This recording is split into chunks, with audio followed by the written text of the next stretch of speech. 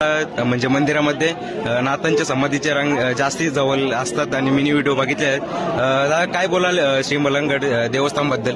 ही नाथांची सर्वात मोठी गादी आहे. माघ पौर्णिमाच्या दिवशी हा एक पालखीचा खूप मोठा उत्सव होतो. मलंगडाचा इतिहास असा आहे, काही हिंदू समाधी आहे. असं आहे माहिती आहे, आपण जे कोर्टामध्ये दावा दाखल आहेत त्या दाव्यामध्ये पण आपण हेच बोलतोय का हिंदू देवस्थान आहे. त्याचं कारण असं का तुम्ही कुठल्याही मस्जिद दर्ग्यामध्ये जा मुसलमानांच्या, तर तुम्ही दर्ग्याच्या कळसावरती तुम्हाला चांदतारा दिसतो. तिथे मत्स्य पताका आहे. मत्स्य पताका म्हणजे मलंग मत्स्येंद्रनाथांच्या प्रतीक हा मत्स्य पताका आहे. त्याच्या बाजूला जी एक समाधी आहे ती नलराजांची कन्या, जी मलंग बाबांची असीम भक्त होती, ती एक हिंदू कन्या आहे. आता सुप्रीम कोर्टने पण त्याबाबत आदेश दिलेला आहे. बोला.